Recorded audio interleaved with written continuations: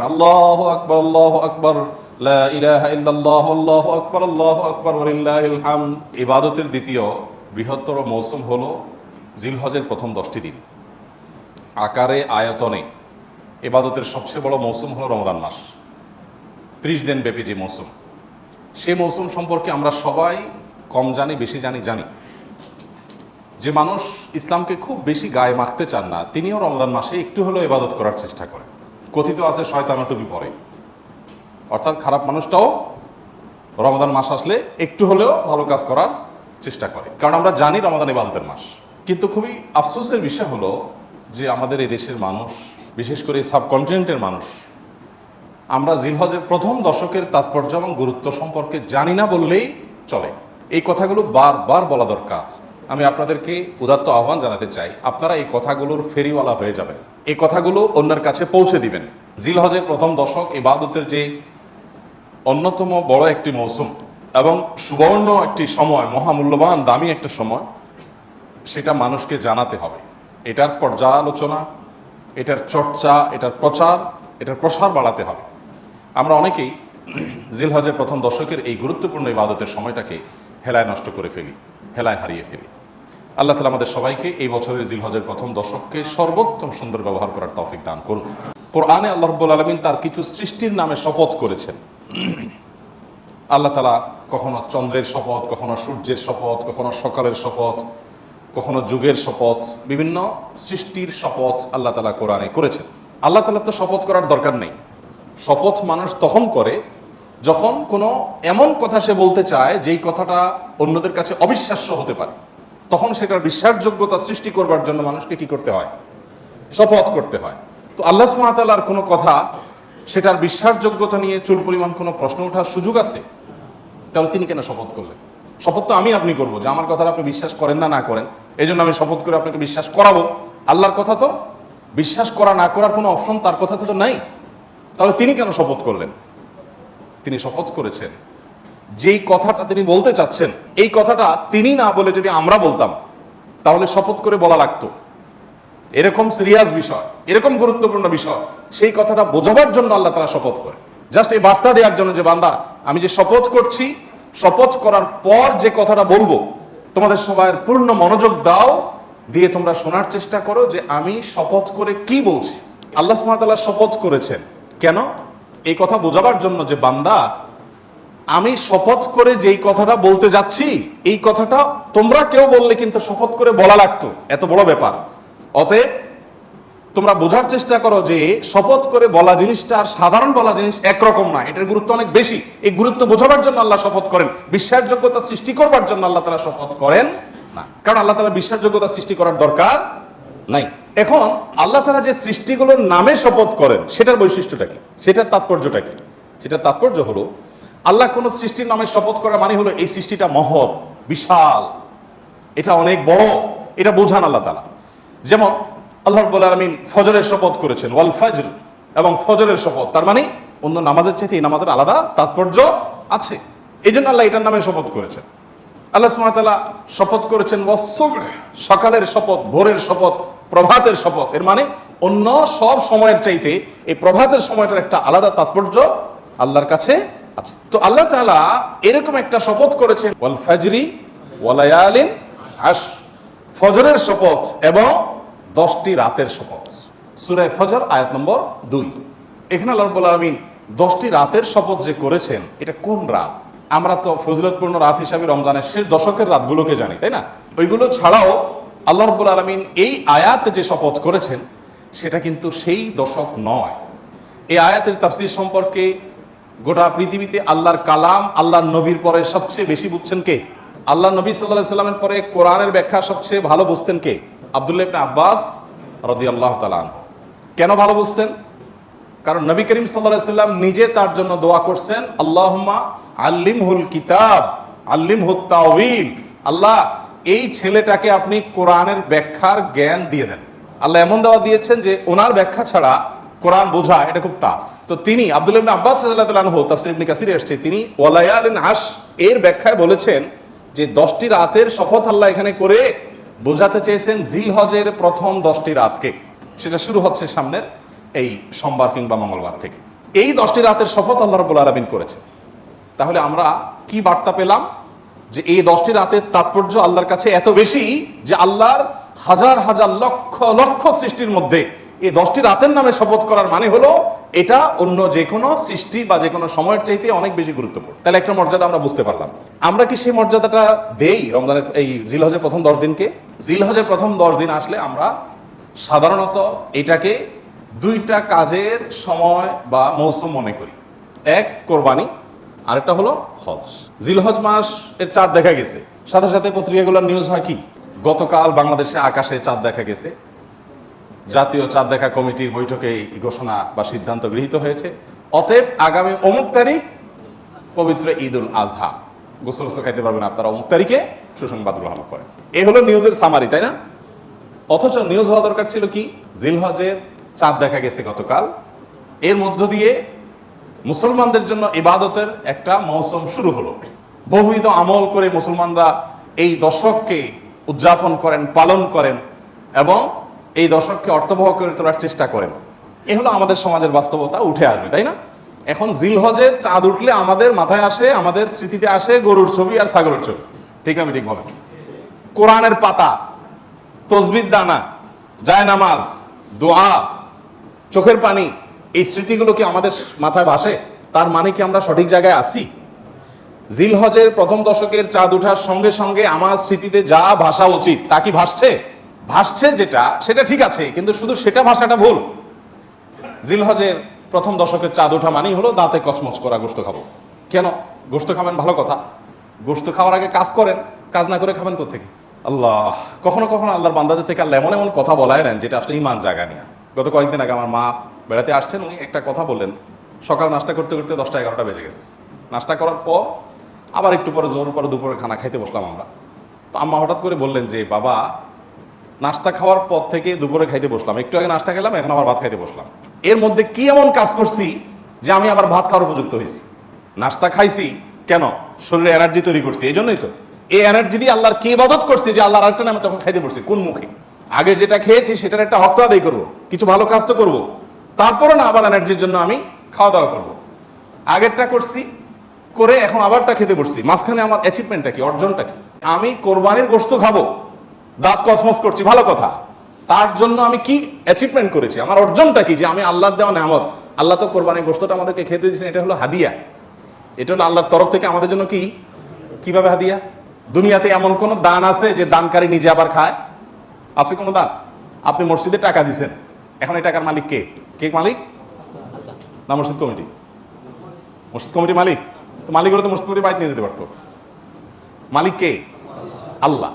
আমরা মসজিদে টাকা দেওয়ার মানে হলো আল্লাহ আপনাকে খুশি করার জন্য দিলাম, আপনাকে তো ডাইরেক্ট দেওয়ার সুযোগ নাই, আপনার ঘরে আমি দিলাম, এটা আপনাকে দিলাম, বিনিময়ে আবার আপনার কাছ থেকে নেব, তাহলে আল্লাহর সাথে গিভ এন্ড টেক হচ্ছে, তাই না?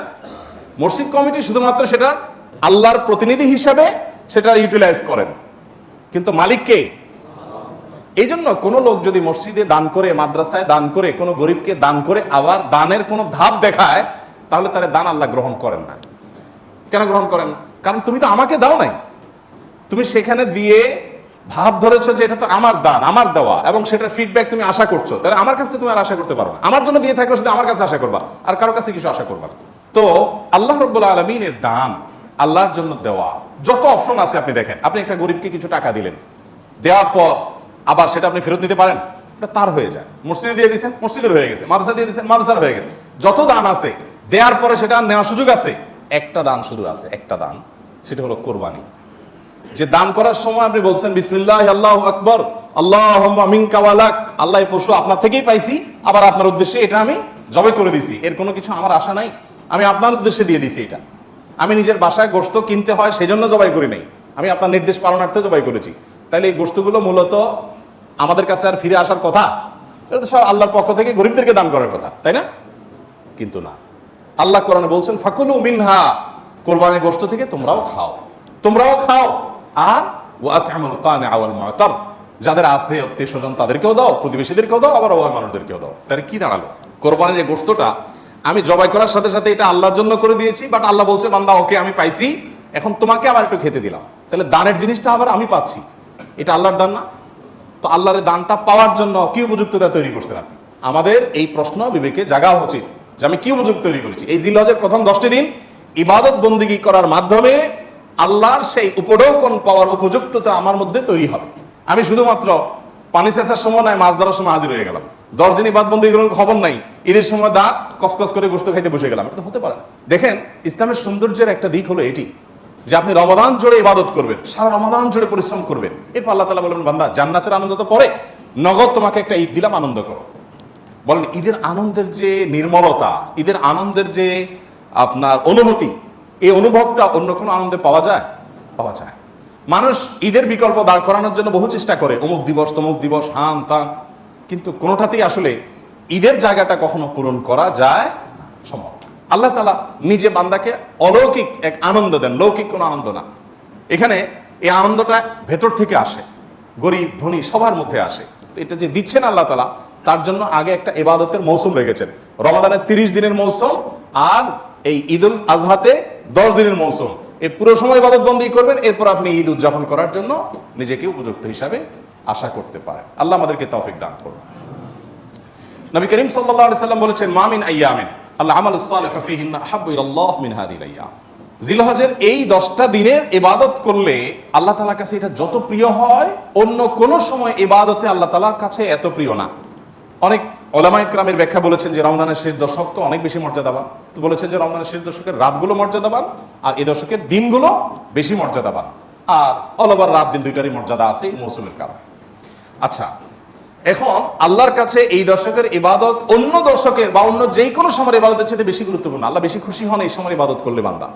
সাহাবীরা জিজ্ঞাসা করলেন ওয়ালাল জিহাদু ফি সাবিলিল্লাহ, হে আল্লাহ রাসূল, অন্য সময় কেউ আল্লাহর রাহে জিহাদ করলো, জিহাদ করলো মানে জীবন দান করার জন্য প্রস্তুতি নিল, সে ওইটা আল্লাহকে সমর্পণ করে দিল গোটা জীবনটাই, তার মর্যাদাও কি এই সময় ইবাদতের চাইতে বেশি না?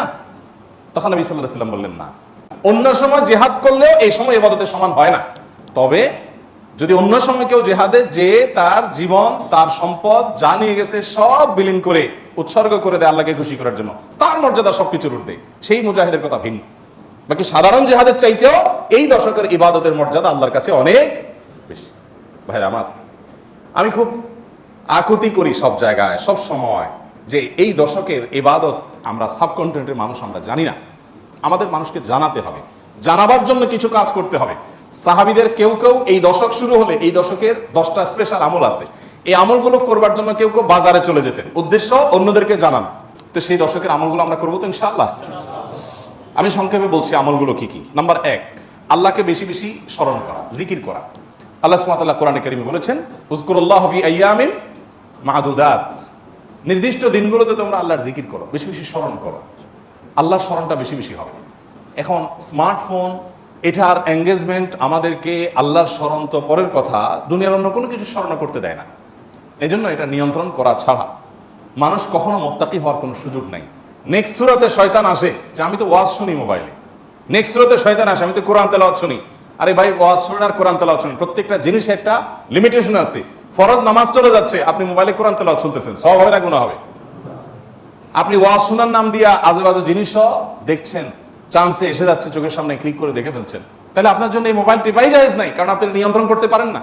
ভাইরা আমার, এই দশকে আল্লাহর স্মরণ যেন হয় সেজন্য অন্য সময়ের মতো বিশেষভাবে স্মার্টফোনের নিয়ন্ত্রণ খুব বেশি জরুরি, খুব বেশি জরুরি। আল্লাহ আমাদেরকে তৌফিক দান করুন। আল্লাহ স্মরণ কিভাবে করবেন?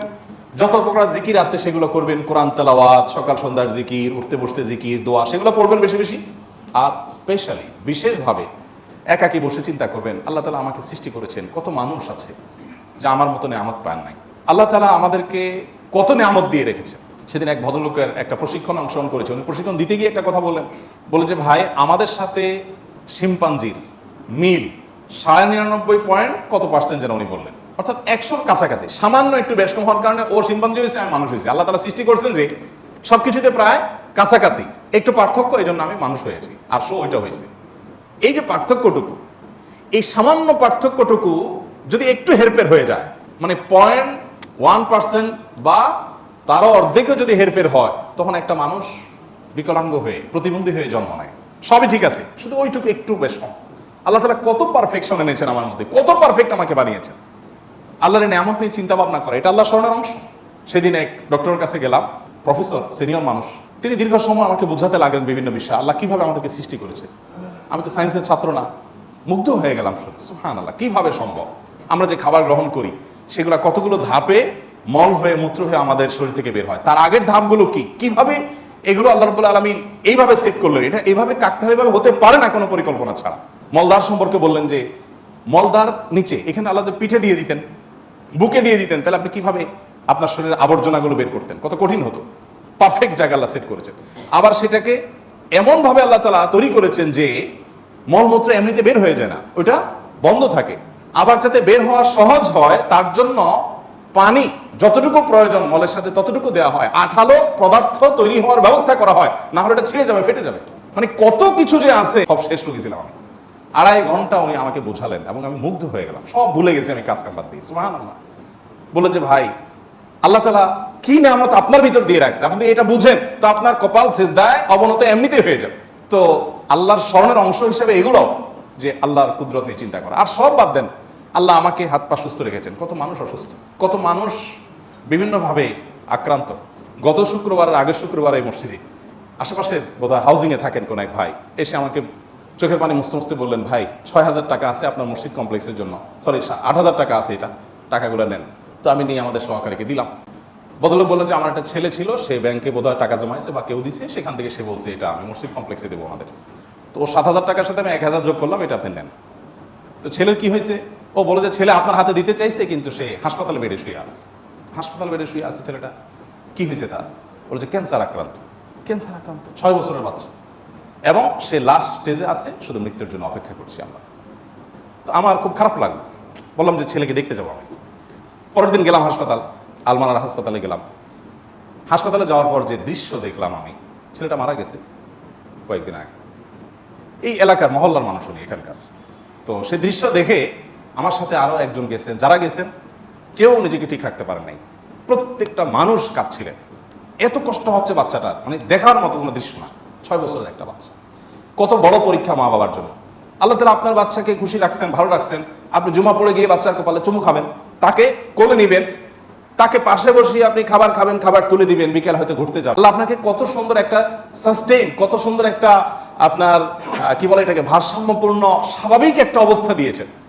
এইরকম নেয়ামত যদি আপনি খোঁজেন, তো একটা ডায়েরি নিয়ে বসলে ডায়েরির পাতা শেষ হয়ে যাবে, কিন্তু আল্লাহ নেয়ামত লিখে শেষ করতে পারবেন না। একজন তার স্কিনে সামান্য একটি সমস্যা হয়েছে, জটিল কিছু নাই, স্কিনে মাত্র, বডির উপরে, এইটুকুর জন্য তার জীবন দুর্বিষহ হয়ে যাচ্ছে। হাসপাতালে যায় দেখেন কি নির্মম দৃশ্য, কি মর্মান্তিক দৃশ্য, তিনি কাতরাচ্ছেন হয়তোবা। আরেকজনের হয়তো সামান্য একটা নখ উফড়ে গেছে, তার ব্যথা কাতরাচ্ছেন। আল্লাহ আপনার নখগুলো ভালো রেখেছেন। আল্লাহ তাআলা এমনি এমনি কোরআনে বলেন নাই, গোটা পৃথিবীর সমস্ত পানিকে যদি কালি বানাও আর সকল গাছকে যদি কলম বানাও এবং লিখতে থাকো আমার নেয়ামত, তোমার গাছ একসময় শেষ হয়ে যাবে, তোমার নদী নালা সমুদ্রের পানি শুকিয়ে শেষ হয়ে যাবে, এরপরে যদি আবার তোমাকে দেওয়া হয় এগুলো ডাবল, সেগুলো শেষ হয়ে যাবে, কিন্তু আমার নেয়ামত লিখে শেষ করতে পারবে না। কেন একজন মানুষ বিপদে আলহামদুলিল্লাহ বলবে, কেন, কি যুক্তি আমাকে বলেন? একজন মানুষ আছে না, নানান কষ্টে মানুষ থাকে না, নানান মুসিবতে থাকে না, আমাদের কাছে আসে মানুষের সময়, ভাই এই বিপদ সে বিপদ, তো আমরা বলি ভাই ধৈর্য ধারণ করেন, বিপদেও আলহামদুলিল্লাহ বলতে শিখেন। কেন বিপদে আলহামদুলিল্লাহ বলবে বলেন? বেচারা রোড অ্যাক্সিডেন্টে তার পাওটা ভেঙে গুঁড়া গুঁড়া হয়ে গেছে, যাচ্ছিল জরুরি কাজে, চাকরিটা ছুটে গেছে এই অ্যাক্সিডেন্টের কারণে, আরো বহু ক্ষতি হয়েছে। আপনি অবস্থায় যে বলতেছেন ভাই সকল অবস্থায় আল্লাহ শুকর আদায় করতে হয়, আপনি আলহামদুলিল্লাহ বলেন, কি যুক্তি আছে বলেন তো? বেটা মরতেছে, আপনি বলেন আলহামদুলিল্লাহ বলেন, বলেন এই আলহামদুলিল্লাহ বলাটা যৌক্তিক না অযৌক্তিক? কেমনে যৌক্তিক? এটা মরতেছে, আপনি বলেন আলহামদুলিল্লাহ বলেন, আলহামদুলিল্লাহ তো খুশি চুনে না বলবে,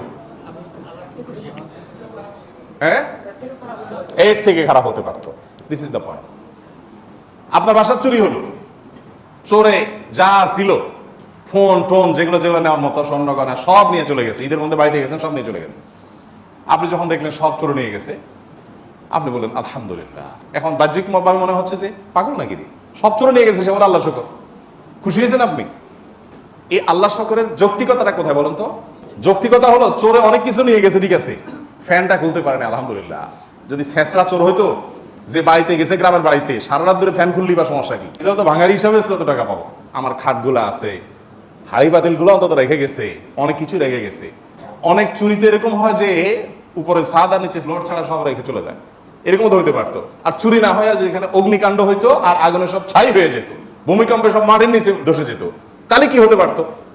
তো তার চাইতে তো আমি ভালো আছি আলহামদুলিল্লাহ। এই জন্য ইমানদার কখনো দুঃখে থাকতে পারে না। ইমানদার যদি ইমানদার হয়, দুঃখ তাকে স্পর্শ করতে পারে, কারণ সকল দুঃখেই তার কি আছে? সান্ত্বনা। আর বেঈমানের কি? আল্লাহর প্রতি অবিশ্বাসী কোনো সান্ত্বনা আছে? সে কি বলবে? ও স্যাড, শিট, দত, গালিগালাজ করে, অস্থির হয়ে ভাঙচুর করে বেচারা কোনো সান্ত্বনা আছে? কপাল পড়া। আল্লাহ এই জন্য কোরআনে বলেছেন যালিকা বিআন্নাল্লাহা মাওলাল্লাযীনা আমানু, এটাই কারণ যে ইমানদারদের এক অভিভাবক আছেন মহান আল্লাহ, তার সব রাস্তা বন্ধ হয়ে গেছে, সে জানে আসল রাস্তা এখনো ওপেন আছে, তাকে কেউ হারাতে পারে না, শেষ মুহূর্ত পর্যন্ত সে আল্লাহর কাছে সাহায্য চায়। অতএব এই দশকে যে আল্লাহর জিকির করবেন, এই জিকিরের অংশ হিসাবে আল্লাহর নিয়ামতগুলো চিন্তা করবেন, মুখে জিকির করবেন। এক। দ্বিতীয় আমল হলো সাধারণ নেক আমলগুলো বেশি বেশি করবেন। সাধারণ নেক আমল যেমন কোরআন তেলাওয়াত করা, দান সাদাকা করা, নফল রোজা রাখা, তাসবিহ তিলাওয়াত করা, ভালো কথা বলা, সৎ কাজের আদেশ দেওয়া, অসৎ কাজ থেকে বাধা প্রদান করা, এই রুটিন ভালো কাজগুলো, নরমাল ভালো কাজগুলো পরিমাণে বেশি বেশি বেশি বেশি করতে থাকবে। 3 নম্বর আমল হলো গুনাহের কাজ এই 10 দিন অন্তত অন্য সময়ের চাইতে একটু হলেও কমাবার চেষ্টা করবেন, গুনাহের লাগামটা ধরার চেষ্টা করবেন, কারণ এই দশক মর্যাদার দশক, এই দশক আমলের দশক। অতএব এই টাইমে গুনাহ করলে অন্য টাইমে গুনাহের চাইতে বেশি ভয়াবহ হবে, এটা কমাবেন। 4 নম্বর আমল হলো যাদের হজের সামর্থ্য আছে তারা হজ করবেন। 5 নম্বর আমল হলো যাদের কোরবানি করার সামর্থ্য আছে তারা কোরবানি করবেন। 6 নম্বর আমল হলো যারা কোরবানি করার নিয়ত করেছেন জিলহজের চাঁদ ওঠার আগে আগে চুল, নখ, গোঁফ, অবাঞ্ছিত লোম ইত্যাদি কেটে ফ্রেশ হয়ে এই 10 দিন আর সেগুলো কাটবেন না, এটা করবেন হলো কোরবানির পরে। তাহলে জিলহজের চাঁদ ওঠার সম্ভাবনা সোমবার সন্ধ্যায়, সোমবার দিনের বেলার মধ্যে এগুলো সব ফ্রেশ করে আপনি অপেক্ষা করবেন কিসের জন্য? কোরবানির জন্য। এই 10 দিন পর্যন্ত আর নখ কাটবেন না, চুল, গোঁফ কোনো কিছু কাটবেন না। এটা কোরবানি যিনি করবেন তিনি করবেন, যদিও কোনো কোনো বর্ণনার আলোকে বোঝা যায় যারা কোরবানি করবেন না তারাও যদি এটা করেন তাদেরকে আল্লাহ তাআলা আজর দান করবেন। 7 নম্বর আমল হলো তাকবীর, তাহমিদ, তাহলিল বেশি বেশি পড়া। ফাকসিরু ফিহিন্না মিনাত তাকবীরি ওয়াত তাহমিদি ওয়াত তাহলিল। নবী সাল্লাল্লাহু আলাইহি ওয়াসাল্লাম বলেছেন এই দশক যখন শুরু হবে তখন তোমরা বেশি বেশি তাকবীর বলবে, মানে আল্লাহু আকবার বলবে, বেশি বেশি তাহলিল বলবে, বেশি বেশি তাহমিদ বলবে, লা ইলাহা ইল্লাল্লাহ বলবে, আলহামদুলিল্লাহ বলবে। এই জন্য এই 10 দিন পুরো সময় জুড়ে এটা করবেন। ওই যে বলছিলাম শুরুতে সাহাবীর কথা, একজন সাহাবী এই দশক শুরু হলে বাজারে যেতেন, শুধু কি জন্য? এই আমলটা করার জন্য। বাজারে যেয়ে সবাই বাজারে কেনাকাটায় ব্যস্ত, উনি যে উচ্চ স্বরে বলতেন আল্লাহু আকবার, আল্লাহু আকবার, লা ইলাহা ইল্লাল্লাহ, আল্লাহু আকবার, আল্লাহু আকবার, ওয়া লিল্লাহিল হামদ। এই উনি বাজারে গিয়ে বলতেন। উদ্দেশ্য কি? অন্যদের যত স্মরণ। এখন আপনি ভূমিপল্লিতে কয়েকটা দোকান আছে অথবা চিটাগাংয়ে বাজার আছে, আপনি বাজারে যায়া সবাই কেনাকাটায় খুব সিরিয়াস মুডে আছে, আপনি যাই যদি সেখানে জোরে জোরে করেন আল্লাহু আকবার, আল্লাহু আকবার, লা ইলাহা ইল্লাল্লাহ, আল্লাহু আকবার, আল্লাহু আকবার, ওয়া লিল্লাহিল হামদ, কি হবে দৃশ্যটা বলেন তো? এটা আপনি যদি বলেন সবার মধ্যে, অনেক লোক বাজারে, মাঝ বাজারে জমজমাট, আপনি যাই জোরে জোরে এটা বললেন, কি করবে সবাই?